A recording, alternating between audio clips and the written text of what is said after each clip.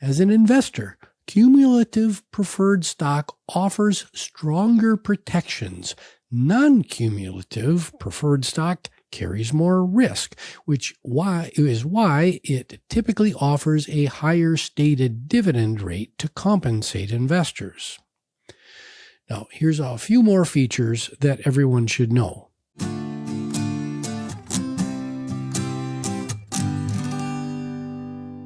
Hi, I'm Andy Temte, and welcome to Money Lessons. Join me every Saturday morning for bite-sized lessons that are designed to improve financial literacy around the world. Today is April the 25th, 2026. Last week, we walked through 5 metrics that every investor should know, from earnings per share to the price-to-book ratio. At the end, I promised that we'd explore a security that sits right at the boundary between stocks and bonds. And today, we're talking about preferred stock. Preferred stock pays a fixed dividend like a bond, but represents ownership like a stock. It's one of the most misunderstood corners of the investing world, and understanding where it fits will deepen your grasp of both debt and equity. Now, the story of preferred stock begins with a financing problem. In 1840s Britain, the Railway Mania was in full swing. Hundreds of new railway companies were competing for capital to lay thousands of miles of new track. Parliament had originally expected railways to be financed almost entirely through ordinary shares, what we would call common stock today. But as construction costs escalated and capital demands outpaced what common shareholders were willing to provide, companies got creative. They invented a new class of shares called preference shares that promised fixed dividends and priority over ordinary shareholders.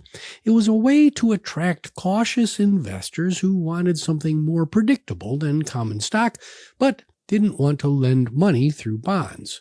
By 1875, ordinary shares had fallen from roughly 75% of British railway capital to about 40%, with preference shares and debt filling the gap.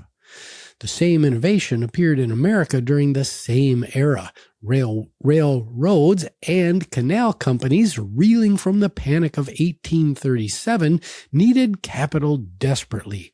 Common stock was too risky for battered investors. Bonds meant taking on more debt. So companies created preferred stock as something in between, a hybrid that offered the appeal of fixed income and an ownership stake in the company. Here's what makes preferred stock a true hybrid. It borrows features from both sides of the company's capital structure, which is a term that we should pause on briefly. A company's capital structure is simply the mix of debt and equity it uses to finance itself. Bonds represent the debt side of the equation. Common stock represents the equity side. We've spent months exploring both. Preferred stock draws from each side of this equation. From the bond side, preferred stock typically pays a fixed dividend, a set dollar amount per share, declared when the stock is issued. If a preferred share has a par value of $100 and a stated dividend rate of 5%, the holder receives $5 per year for as long as they own the shares. That predictability is one of its primary attractions. From the equity side of the equation, preferred stock represents ownership in the company, not a loan. And here's where a critical distinction comes in.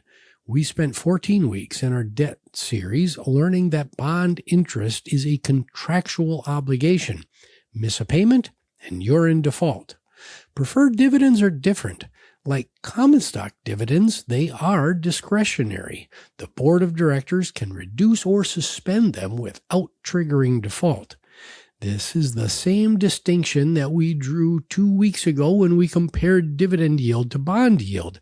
They may look similar on paper, but they carry very different levels of certainty. And there's one more bond-like feature worth noting. Preferred shareholders generally don't have voting rights. If you recall from our March 28th episode that common shareholders vote on directors and major corporate decisions, well, preferred shareholders typically give up that voice in exchange for their dividend priority and their higher claim on corporate assets in the case of default. When we covered common stock in that same March episode, we explored the concept of the residual claim. Common shareholders are last in line when things go wrong. Bondholders get paid first, and then a long list of other creditors come next, and common shareholders receive whatever's left, which in bankruptcy is often nothing. Preferred stock sits in the middle. In both dividend payments and liquidation cases, preferred shareholders stand ahead of common shareholders but behind bondholders. Think of it as a three-tiered priority system. Bondholders first, preferred shareholders second, and common shareholders last. This middle position is the essence of the hybrid security. Preferred shareholders accept less certainty than bondholders, meaning their dividends can be suspended and they have no maturity date guaranteeing the return of their capital. But they accept less risk than common shareholders do. They get paid before common shareholders, both in good times and in bad. Now, not all preferred stock is created equal. The most important distinction is between cumulative and non-cumulative preferred shares. With cumulative preferred stock, if the company skips a dividend payment, that missed dividend doesn't disappear. It accumulates, building up as dividends in arrears, and the company must pay all accumulated missed dividends to preferred shareholders before it can pay a single penny in dividends to common shareholders. This gives preferred investors meaningful protection during tough times. With non-cumulative preferred stock, a missed dividend is simply gone. The company has no obligation to make it up later. If the board skips a quarterly payment, preferred shareholders absorb the loss and move on. As an investor, cumulative preferred stock offers stronger protections. Non-cumulative preferred stock carries more risk, which is why it typically offers a higher stated dividend rate to compensate investors. Now, here's a few more features that everyone should know. Preferred stock can come with additional features that affect its value and behavior. Some preferred shares are callable, meaning that the company can buy them back at a predetermined price after a certain date. Others are convertible, meaning that the holder can exchange them for a fixed number of common shares under certain conditions. Both features add layers of complexity that we'll explore in future episodes, but for now, what matters is that preferred stock isn't a single monolithic uniform product.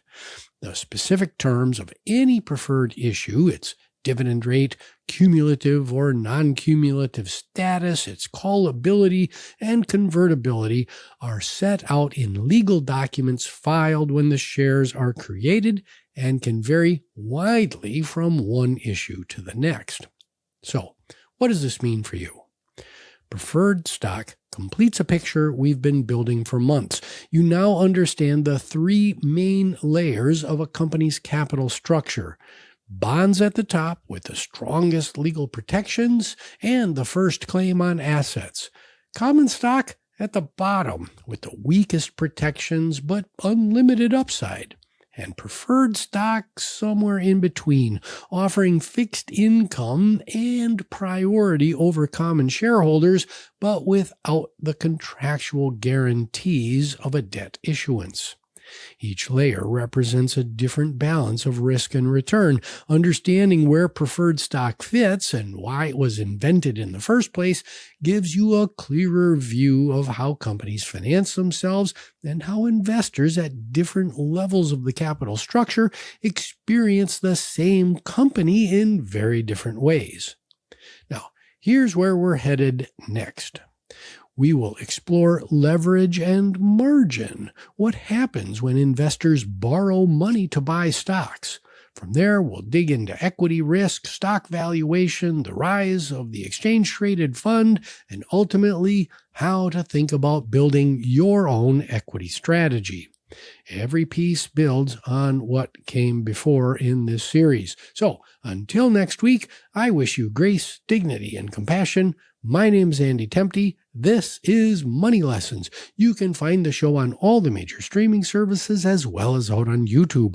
Please like, subscribe, rate, and most importantly, share this public educational good with your friends, your family, your colleagues, and maybe a neighbor. The show was produced by Nicholas Temte, and we'll see you next time on Money Lessons.